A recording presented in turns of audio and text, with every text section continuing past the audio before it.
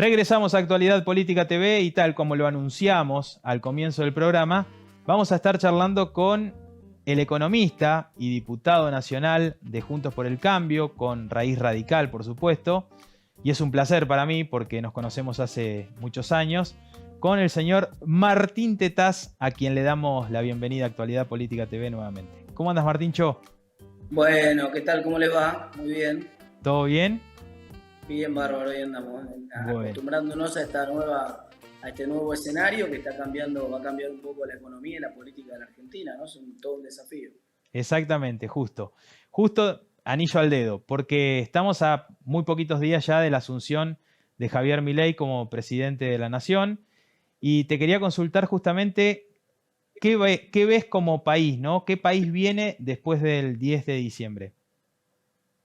Bueno, hay mucha incertidumbre, ¿no? Y hay alguna incertidumbre que es, como decía Keynes, radical. Viste que la incertidumbre probabilística es como la ruleta. Vos no sabés si va a salir negro o colorado, pero sabés que la mitad a veces sale negro y la mitad colorado, más o menos, ¿no? Dejando el cero de lado. Ahora, la incertidumbre radical, que es como la que tenemos nosotros ahora a partir del día 10 de diciembre, a vos te invitan a jugar una ruleta y vos le decís cuántos números tiene la ruleta y te dicen no sabemos cuánto tiene.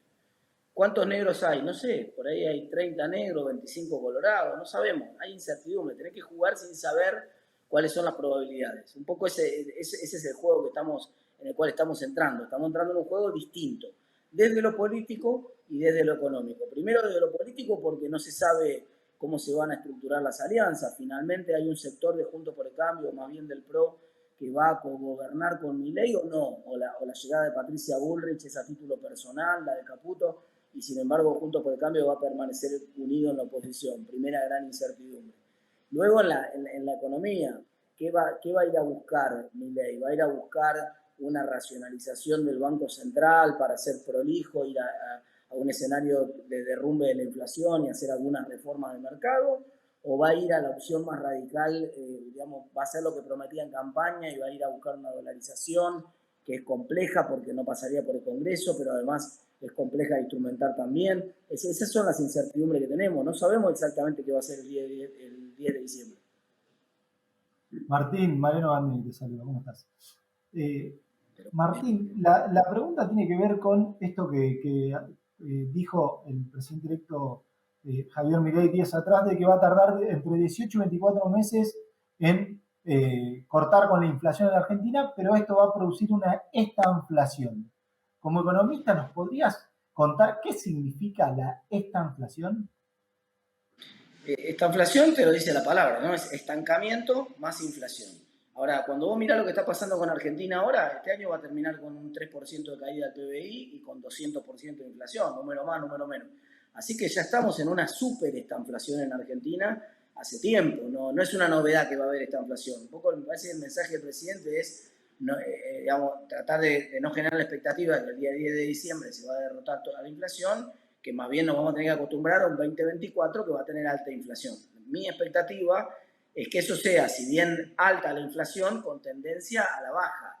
Entonces, que vos tengas, si él es exitoso en ordenar la cuestión del Banco Central, que es su apuesta principal ahora, bueno, tal vez tengas alta inflación por la normalización de los precios en diciembre, en enero y en febrero, pero después empieces a tener una inflación que vaya bajando cada vez más rápido y que hacia fin de año tengas una inflación bastante controlada. Entonces, lo de los 24 meses me parece que es una exageración. Yo creo que hacia fines del año que viene la inflación ya tendría que estar bajo control. No creo que haya chance de 12 meses más si el gobierno no tiene éxito en mostrar que la inflación viene bajando fuertemente en los últimos meses del año. Creo que esa es un poco la licencia social, la luna de miel que le va a dar la sociedad, ¿no? Y este periodo puede generarle cierre de fábricas, de empresas, pérdida de empleo. ¿Puede generar eso? Porque durante este tiempo... Yo no lo veo, yo no entiendo, no veo por qué alguien que aguantó hasta ahora con toda la tragedia que fue la economía argentina en los últimos años y aguantó todo esto hasta acá, cerraría ahora, que viene justo un cambio del sistema económico, salvo que sea algún sector que ha estado muy beneficiado de alguna de las políticas de este gobierno. Entonces vos decís, por ejemplo, no sé, la gente que trabajó en obra pública vinculada al Estado Nacional. Y esa gente va a tener problemas porque ya lo ha dicho el presidente que va a discontinuar la obra pública. Entonces, ¿Qué te queda? La obra pública de las provincias, que va a seguir en marcha, y te queda la obra privada, y te queda la obra pública nacional, que se tiene que terminar, lo que ya está licitado.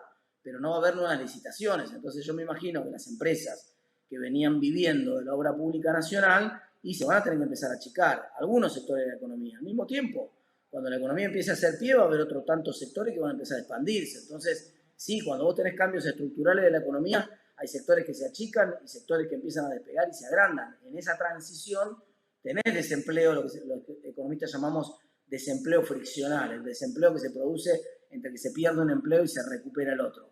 Ahora, yo no creo que vayamos a una economía que tenga mucho menos empleo de la que tiene la economía actual. Más bien, me imagino que va a ser lo contrario. Martín, y hablando de esta idea justamente, porque decimos preanuncios, porque todavía no asumió, pero esta idea de Javier Milei de cortar con la obra pública, ¿cómo lo ves?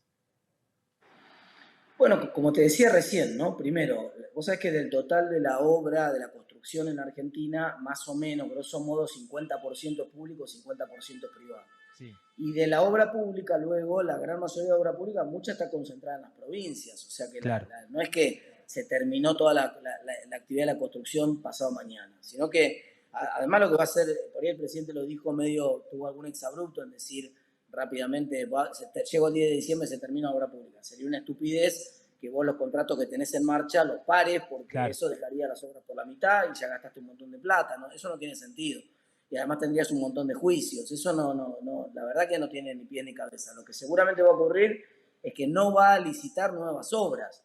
Entonces eso, por lo menos hasta que empiece el esquema de participación público-privada, que es un esquema que va a demorar hasta que baje el riesgo país en Argentina, hasta que se reconstruya la Argentina desde el punto de vista financiero, va a demorar por lo menos 1 o 2 años. Uno imagina que el año que viene no va a haber nuevas licitaciones.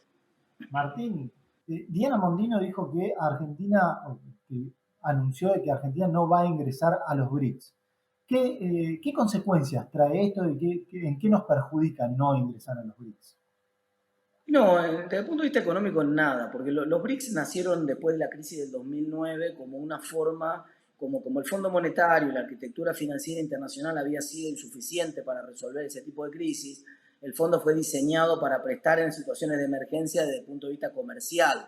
Por ejemplo, vos tenías una sequía, como nos pasa a nosotros ahora, te quedabas sin dólares, entonces para que vos pudieras importar el fondo te prestaba plata. Pero no fue diseñado para una crisis financiera internacional, no hay arquitectura para resolver crisis financiera institucional. No hay arquitectura institucional en el mundo hoy.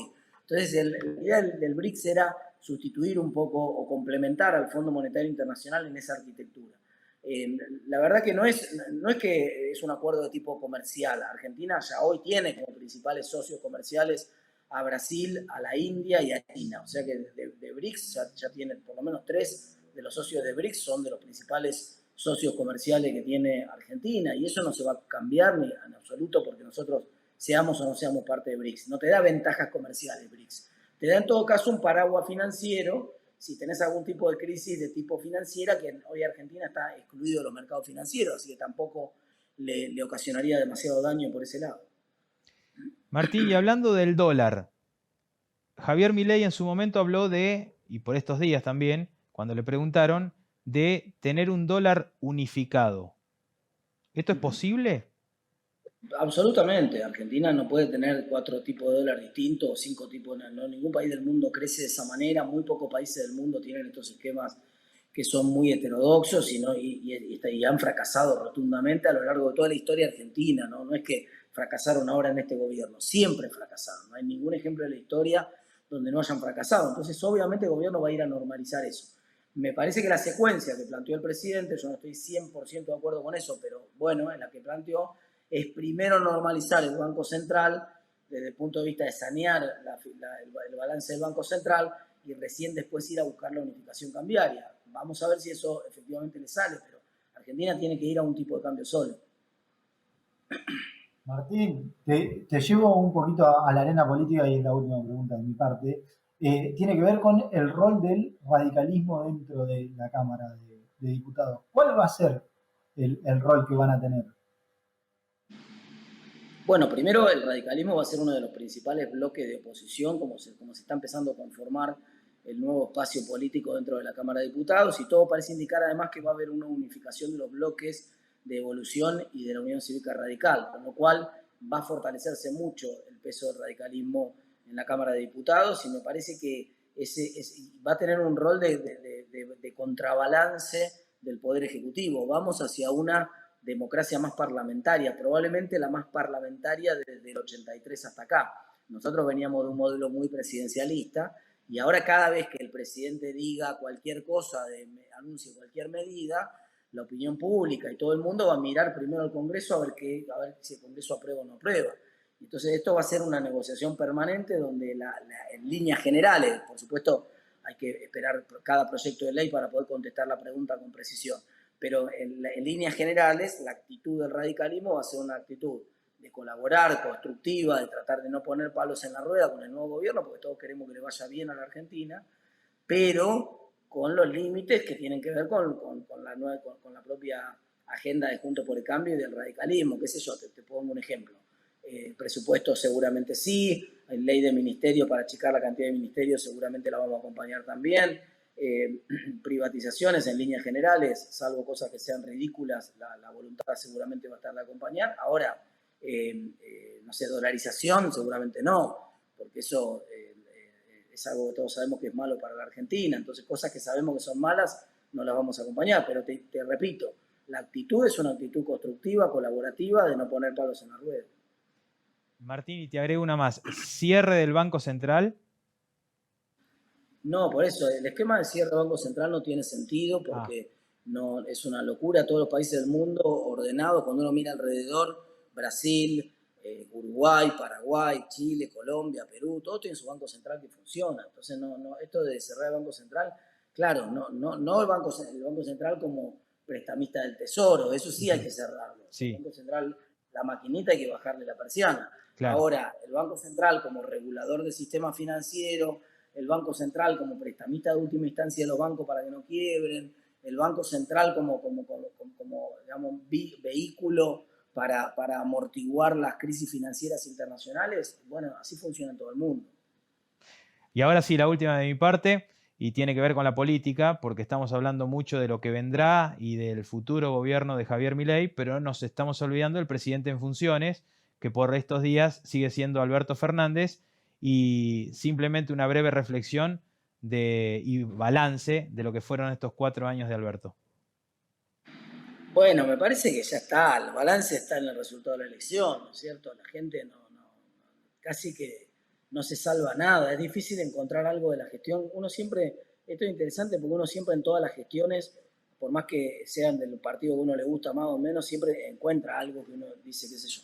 Cristina finalmente instrumentó la UH, Menem eliminó el servicio militar, qué sé yo. Todo el mundo encuentra algo bueno en todos los gobiernos, pero la verdad que es difícil encontrar algo bueno en la gestión de Alberto Fernández. Se despide no solamente con una crisis económica profunda, sino con una crisis moral por haber manipulado las vacunas y en favor propio, de haber permitido para él una serie de fiestas mientras la gente se moría. Es decir, la crisis moral total, pero además también con una crisis ahora de corrupción formidable vinculada al caso, por ejemplo, de Insaurralde y otros casos que han sido escandalosos. No, digamos, 200% de inflación, 3% de caída de la economía. No hay un indicador que sea favorable para el gobierno, así que es cierto, digamos, como atenuante, como cuando vos te descubren en un delito que cometiste y que ya está filmado cometiendo el delito en flagrancia y está claro que lo cometiste, y uno dice que eso, bueno, emoción violenta, ¿no? Como un atenuante. Como atenuante acá, es cierto que le tocó administrar una pandemia y eso, por supuesto, no fue bueno para nadie, en ningún país del mundo fue bueno, eso es verdad. También es cierto que este último año Argentina atravesó una sequía muy grande que nos restó 20.000 millones de dólares para la economía. Esto sí es verdad, digamos, no le deseo la suerte de Alberto Fernández a nadie, pero con esa suerte, de todas maneras, con esas cartas, como en el truco, digamos, las cartas no fueron las mejores, no le tocó el ancho de espada, pero te cantó, viste, falta en vido mostrándote que tenía 23 en la mano. Entonces, medio que cometió muchos errores no forzados. Martín, un placer como siempre charlar con vos y si no hablamos antes, que tengas unas muy felices fiestas, vos y tu familia. Qué rápido que se pasó el 2023. Y viste, ya estamos a poquitos días de Navidad ya también, viste, increíble. Tremendo. Un abrazo grande, nos vemos. Un abrazo, Martín.